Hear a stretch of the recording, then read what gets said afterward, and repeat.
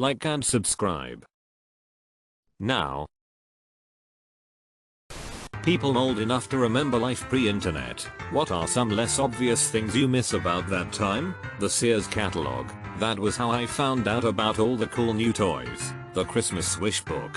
Highlight of the year. I miss my video game magazines. The thrill of getting one in the mail. Often multiple because I had several different subscriptions. To read up on the next thing coming out. Strategies for games that recently came out, and just the fun articles about related material were some of my favorite memories. I miss my Nintendo Power. I miss my Wizard magazine. It was basically all fluff pieces about comics and creators, but it's the one thing that all the comic book documentaries miss on when discussing the celebrity comic book artists writers of the 90s. Wizard magazine put faces and styles front and center and made them high-profile celebrities. When you bought new music you just had to hope it was good. The single might be popular but otherwise unless someone had it you just bought it and hoped for the best. There was so much excitement to going to a CD store to buy an album that you only knew one song of or the band artist name and just listening to that entire CD over and over again, picking out which tracks were your favorite while still learning every lyric to all the songs on the album. Building a CD collection was also fun. I used to love sitting there with the booklet reading the lyrics while listening to each song. It was the easiest way to learn them. The instant when bottle caps candy chocolate bar wrappers where you could turn them back into the store and immediately get a free one. Now it's just codes you have to register on their website so they can get your info. I don't even bother anymore. I've often wondered if this was actually a boon to soda candy companies, because I have to imagine having to go to a site and input a code is enough of a deterrent for people to not even bother, therefore leaving prizes unredeemed. I don't even bother either. Seeing 3IDJS 644F inside a bottle cap definitely isn't the same as one free drink in a bottle cap. I remember one summer where Pepsi did this. However, you could see if the cap said 100 points or free drink without opening it. I bought exactly one soda that entire summer and just always carried my cap in my pocket. We had to rotate stores because we would clear out the free drink ones in a couple trips. Remember Coke's Magi cans? You'd pop the top and if you won, a rolled up dollar bill would literally pop out. Those were the days. Every effing thing is data mining these days. Drives me effing crazy. And instead of dealing with the junk mail in the post that this got us a few years ago, now it's on our emails, text messages, robocalls and whatever else. You can't get away from the damn things. I lived in Garland, TX before the World Wide Web took hold. I remember buying the very first Wolfenstein sample disc at a grocery store. In it, there was an address to send a check or money order to in order to get the full version. Apogee Games was the distributor, and they had their office in Garland at the time. I rode my bike way across town and went to their office with cash in hand to buy the game. All the guys were there packaging their game into sleeves, getting them ready to ship. I got to talk with them for a few minutes and got mine handed to me by John Romero. I have been a huge fan of his ever since. This all happened in 1985 I think. I found out that the games Wolfenstein and Doom were programmed in an apartment complex down the street from my childhood home. They all rented apartments there and they each chipped in for an extra apartment where they did all of their coding and design work. Later they rented offices in Mesquite near the local mall. Seeing their Ferraris was a great experience because I always wanted to be a programmer and they were the shining example of success. I haven't made it as far, but I feel I have been fairly successful as a programmer.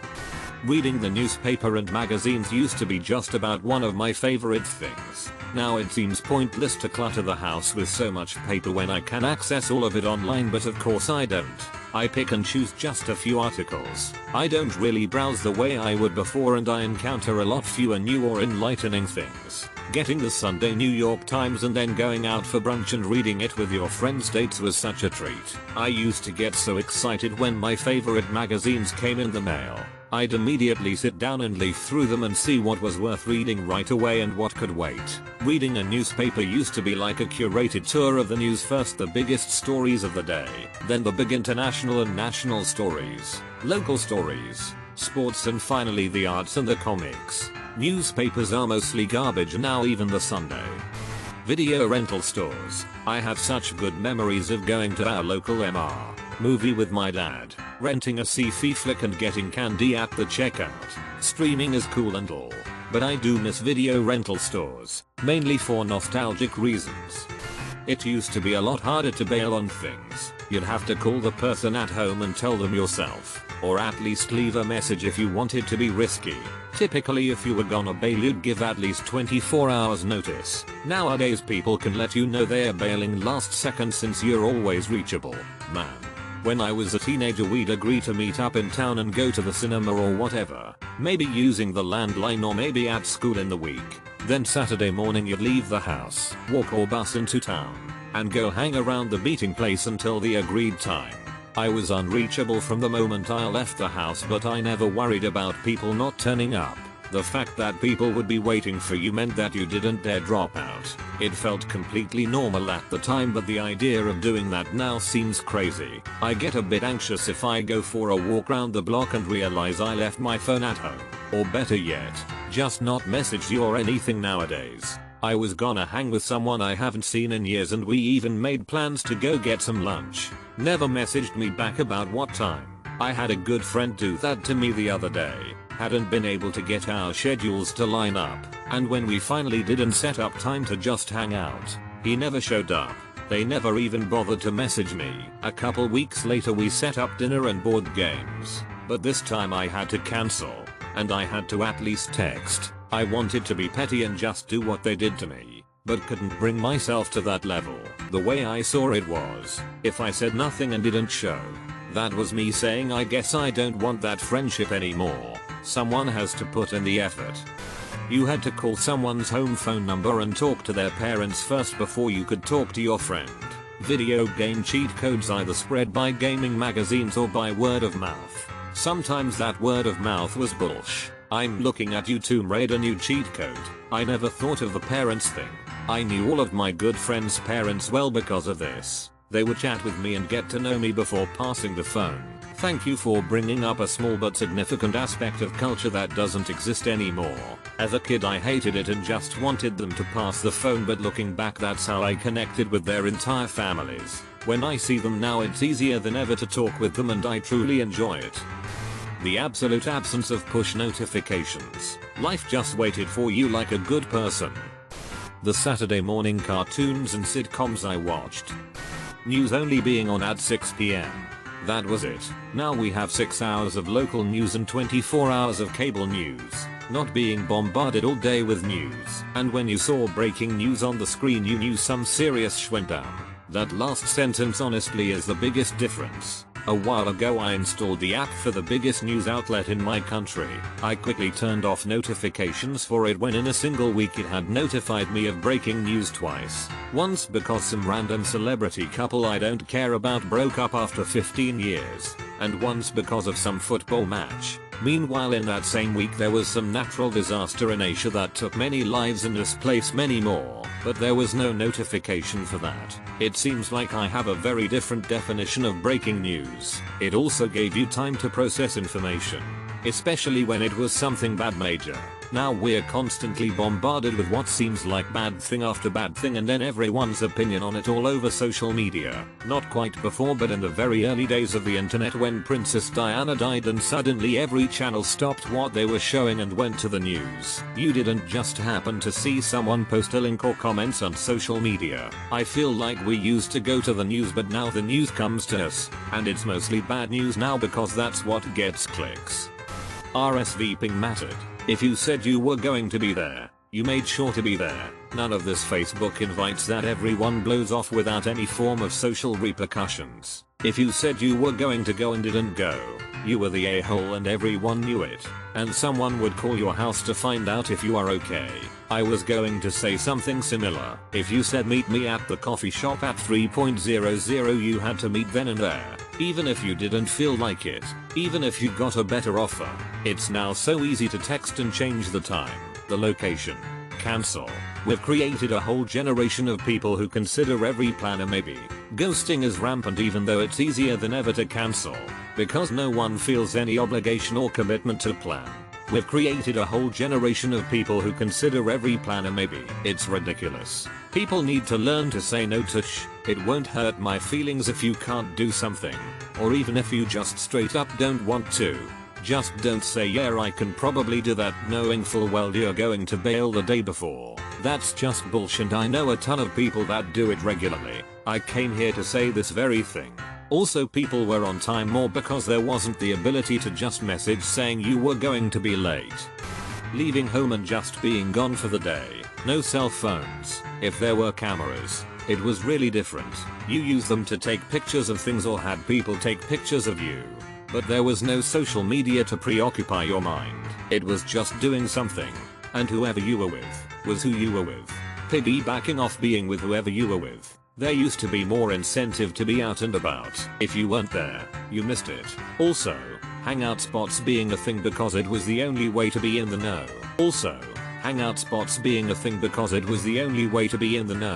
Yeah, that was so cool. Gotta go down to the usual hangout and spot and see who's there. Sometimes everyone was there and sometimes no one. You could chill out alone to see if someone pops by or have your own adventure and link up later. My former housemate who is 20 years younger than me and I both left our phones at home by accident one day, so we kept on keeping on doing the day's activities, some errands and some wandering around. At one point, she turned to me and said, "So this is what the 80s were like?" Not being overwhelmed by choice. Don't get me wrong. Having nearly every form of media downloadable is great. But back in the day, I rented a video game and I played that video game as much as I could. Now, it's hard to give it more than 2 seconds before I try one of the 20,000 games I have access to. New Game Plus used to be cool. Now, I'm happy if just beat the game. Pre-internet. Go down to the local blockbuster. Spend as long as you can picking the perfect movie or game to rent. Then go home and setting in for the evening weekend. Choices really had more of an impact. Picked a shitty movie? Well, you either suck it up and watch that shitty movie and get your money's worth. Maybe it's actually a weird gem. Or accept there isn't enough time to go back and get another movie to rent. Post-internet. First you pick a streaming service. Then you browse all the new movies and or TV series available to you. Then look up that movie show your friend recommended you. Or maybe see what popular movie show everyone is watching and contemplate checking it out. But end up watching another episode of Scrubs Futurama before falling asleep to it autoplaying.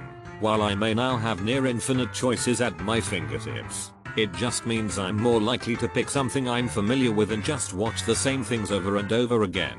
Back in the day, I'd just sometimes flip on HBO or some other movie channel and just check out what movie's playing. Got to see some weird movies, but also found interesting ones as well. I miss having an attention span of more than 3 seconds. It's so weird. I can only vaguely remember what it feels like to not have a smartphone and to be alone and think. Wondering what my friends are doing and if they'd like to do something on the weekend. We'd have to talk during lunch break at school and plan it. Trying to find the answer to a math problem.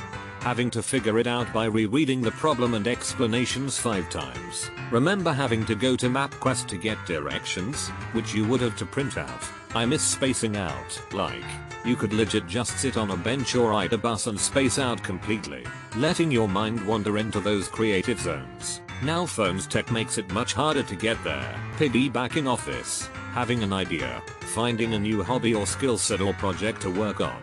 Going to the library or bookstore to educate yourself about it. Start learning and growing and excited about a new passion. Now, you look it up online.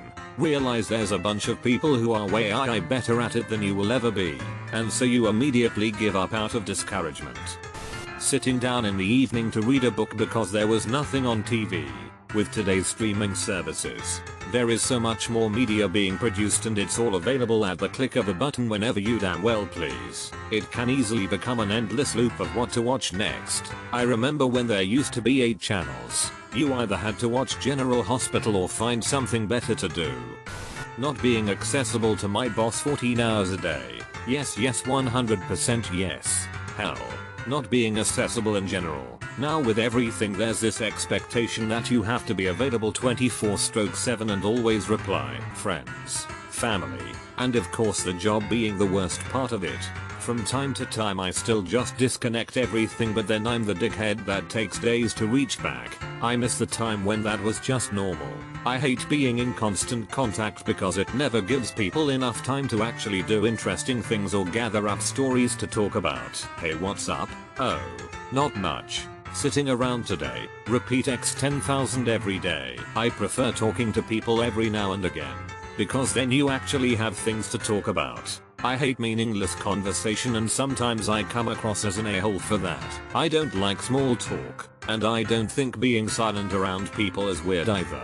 I feel this. Not long ago my CEO emailed me at like 11 PM on a Sunday. Since my work email comes to my phone, I read it. Since it's my CEO, I answered it. Her reply: thanks, but why the hell are you replying to me at 11 PM on a Sunday? My response back: cause I always reply to my CEO immediately, so stop emailing me at 11 PM on a Sunday. Luckily she thought it was hilarious. I had a boss that would email me off hours because she was a busy person.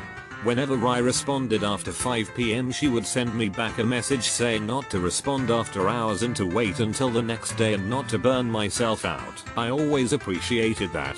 How are the good old days, when you drove out the driveway and you were just lost in the other run till you got where you were going, and most people could still read a map and plan a journey, and then that weird transitional time period where you'd have either some handwritten notes transcribed from MapQuest, or a RFIing printout of directions sitting on the passenger seat. God save you if you missed your turn or got off track. You could be the cool guy that remembered like who was in what movie or the themes to TV shows. Now makes everyone that guy, and it's not special. There's a lot of little things like that. Guy that remembered. I have a pretty good memory. The internet definitely made me less valuable. Before the internet, people with crazy ideas lost confidence when they could not find others who agreed. On the internet, you can easily find at least 100 people who will agree to something, even a totally crazy idea. As a holdover from the olden days, the 100 people who agree with you seems like a lot. My formative years were the 1980s. I remember like yesterday going to study in Paris my junior year of college. I got off the plane with no cell phone, no internet, a Let's Go Paris book, and just a hostel address written on a piece of paper I'd stuck in a French dictionary. I did not know a single person in all of France. I had $500 of cash stuck in a money belt. The belt was tight and sweaty, but that money had to last me for at least a month until I could find a part-time job with my lousy French. My credit card was my father's credit card numbers written down on a piece of paper. He told me I could only use it to buy a plane ticket home in an emergency. I remember standing in the airport and having this powerful emotion of being 21 years old, scared less, but in absolutely completely control of my own destiny. There was absolutely nobody who could come rushing to my aid if I needed it. I was 100% on my own. I'm actually very thankful for that experience. I found a hostel, I found a job, I made friends, I learned French. I made it all on my own, which was just a big boost in life confidence. I have no doubt if I'd had a cell phone I would have called my parents on day 2. Told them it was too hard, and been on the next plane home. But I had no other choice but to succeed. People would forget things you did that were maybe not the smartest.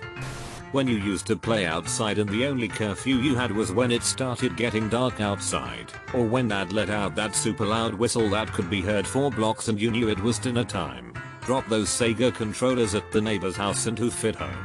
Dude, my dad had a bellow like a effing bear. We lived in a decent sized trailer park, and I'd be riding bikes on the other side of the park and just hear boo in his crass-esque yell.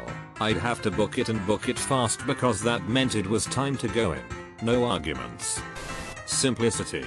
I don't even know how to describe it. Like my days were filled with playing outside or swimming or reading in tree out front. And reading shampoo bottles while you pooed lol. And that simplicity was so damn peaceful. We weren't getting texts all the time. No constant robocalls and spam emails. No expectation of instant reply 24/7. No constant stress or pressure. We were just there enjoying the moment and the simple stuff. The effort that people made to stay in touch. Now, it is effortless. But people don't bother with anything but social media. People just stopping by your house. You would be just sitting there drinking beer or scratching your A and boom, someone's at the door. I miss the unknown. The ability to start over. I moved a lot. Every move I could reinvent myself. Bookworm, punk, preppy. I got to try out lots of aspects of my personality and my past wasn't a factor.